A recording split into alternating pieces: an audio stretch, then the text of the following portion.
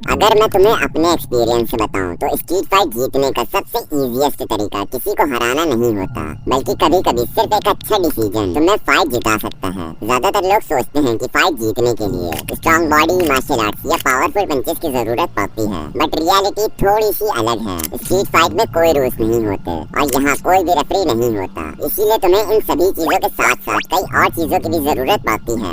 साथ ही कई बार सामने वाला इंसान सिर्फ लड़ाई करने के लिए फाइट नहीं करता, बल्कि वो तुम्हें खत्म करने के लिए फाइट करता है। लेकिन फिर भी यहाँ कुछ लोग हैं जो सोचते हैं कि मैं कभी फाइट में पड़ूंगा ही नहीं, लेकिन रियल लाइफ में सिचुएशंस परमिशंस लेके नहीं आती। कभी कभी तुम्हारे सामने कोई तुम्हें चिढ़ाएगा, कभी कोई तुम्हारे दोस्त को पुश करेगा या उसे डराएगा, और कभी तुम्हारे लव्ड वंस को डिसरिस्पेक्ट फेस करना पड़ेगा तुम्हारे सामने। और उस मोमेंट पर तुम्हारे पास दो चॉइस होती है, या तो तुम उस सिचुएशन को हैंडल करो अपने तरीके से, या फिर वहीं पर हार मान जाओ और उन्हें इग्नोर कर दो। इसीलिए रियल लाइफ में जीतता वही इंसान है जो फाइट को कंट्रोल करता है, चाहे वो फाइट स्टार्ट होने से पहले ही खत्म क्यों न करना हो। और आज तुम एग्जैक्टली वही सिस्टम समझने वाले हो, किसी भी स्ट्रीट फाइट को जीतने का स्मार्टेस्ट और सेफेस्ट वे जो तुम्हें अननेसेसरी फाइट से बचाएगा। और अगर कभी सिचुएशंस फेस करनी पड़ी तो तुम खुद को और अपने लव्ड वंस को प्रोटेक्ट कर पाओगे। लेकिन इस वीडियो के एंड में एक मिसिंग रूल है जो अगर तुम समझ गए तो तुम्हारी थिंकिंग कम्प्लीटली चेंज हो जाएगी। बिकॉज ट्रुथ ये है कि स्ट्रीट फाइट पंचेस से नहीं बल्कि साइकोलॉजी से जीती जाती है। और सबसे पहले तुम्हें समझना पड़ेगा कि फाइट एक्चुअली स्टार्ट कैसे होती है। Chapter number 2, street fight psychology. तुम शायद सोचते होगे कि स्ट्रीट फाइट तब स्टार्ट होती है जब पहले पंच पाता है, लेकिन रियलिटी कुछ और ही है। स्ट्रीट फाइट का पहला पंच हाथ से नहीं बल्कि ईगो से पाता है। फॉर एग्जाम्पल, कोई तुम्हें रोड पर पुश कर देता है, या फिर कोई आंखों में आंखें डालकर तुमसे कहता है कि क्या कर लेगा। उस मोमेंट पर तुम्हारे अंदर दो चीजें एक्टिवेट होती हैं, जिसमें से पहला है गुस्सा और दूसरा है ईगो। और अगर तुमने उस मोमेंट पर इताची उचिहा।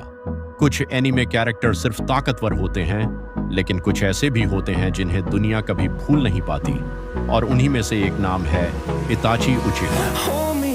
नारुतो की दुनिया में इताची को शुरुआत में एक खतरनाक विलन के रूप में दिखाया गया था। शांत चेहरा, लाल शेरिंगन आंखें और काला अकात्सुकी क्लोक। उसे देखकर हर किसी को लगता था कि वह बेहद निर्दयी इंसान है। लोगों को विश्वास था कि उसने अपने ही परिवार और पूरे उचिहा क्लान को बिना किसी दया के खत्म कर दिया। लेकिन जैसे जैसे कहानी आगे बढ़ी, सच्चाई ने सबको हैरान कर दिया। इताची असली विलन नहीं था, वह एनीमे इतिहास के सबसे दुखद और महान हीरो में से एक था। इताची बचपन से ही जीनियस माना जाता था। जब बाकी बच्चे सामान्य निंजा तकनीकें सीख रहे थे, तब वह कठिन जुत्सु में महारत हासिल कर चुका था। बहुत कम उम्र में वह ANBU कैप्टन बन गया था। उसकी ताकत ही नहीं, उसकी सोच भी बेहद अलग थी। वह युद्ध, दर्द और इंसानी भावनाओं को बहुत गहराई से समझता था। उस समय उचिहा क्लान और हिडन लीफ विलेज के बीच तनाव बढ़ रहा था। क्लान गांव के खिलाफ विद्रोह की योजना बना रहा था। अगर युद्ध शुरू होता तो हजारों मासूम लोग मारे जाते। गांव के नेताओं ने इताची के सामने एक असंभव फैसला रख दिया, अपने परिवार को बचाओ या पूरे गांव को। और यहीं से उसकी असली कुर्बानी शुरू हुई। गृह युद्ध रोकने के लिए इताची ने ऐसा फैसला लिया जिसने उसकी पूरी जिंदगी बदल दी। उसने अपने ही उचिहा क्लान को खत्म कर दिया, यहाँ तक कि अपने माता पिता को। लेकिन सबसे भावुक बात यह थी कि उसके माता पिता उसकी मजबूरी समझते थे। मरने से पहले उन्होंने कहा कि उन्हें अपने बेटे पर गर्व है। सोचिए, इतनी छोटी उम्र में इतना बड़ा दर्द अपने अंदर छुपाकर जीना कितना मुश्किल रहा होगा। लेकिन सबसे ज्यादा दर्द उसे अपने छोटे भाई सासुके उचिहा के लिए सहना पड़ा। इताची सासुके से दुनिया में सबसे ज्यादा प्यार करता था, फिर भी उसने खुद को उसके सामने एक खलनायक बना दिया, क्योंकि वह चाहता था कि सासुके मजबूत बने और इस कठोर दुनिया में जिंदा रह सके। उसने जानबूझकर सासुके को अपने खिलाफ नफरत से भर दिया ताकि उसका भाई कभी कमजोर न पड़े। सालों तक पूरी दुनिया उसे अपराधी समझती रही। वह अकात्सुकी जैसे खतरनाक संगठन में शामिल हो गया, लेकिन सच यह था कि वह छुपकर हिडन लीफ विलेज की रक्षा कर रहा था। उसने खुद पर नफरत का बोझ लिया ताकि बाकी लोग शांति से जी सकें। अब अगर उसकी ताकत की बात करें तो इताची बेहद खतरनाक योद्धा था। उसका शेरिंगन लगभग अजेय माना जाता था।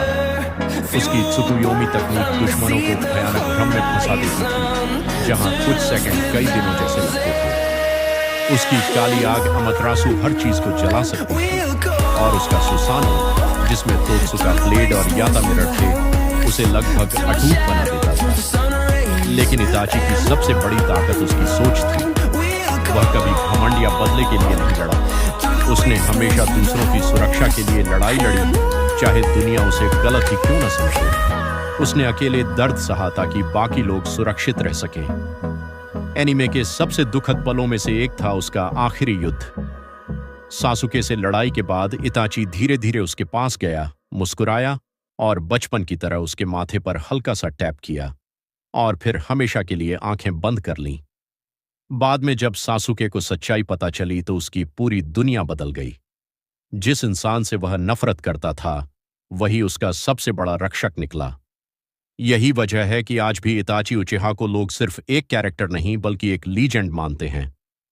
उसने दुनिया को सिखाया कि असली ताकत सिर्फ शक्तियों में नहीं होती, बल्कि त्याग, प्यार और दर्द सहने की क्षमता में होती है।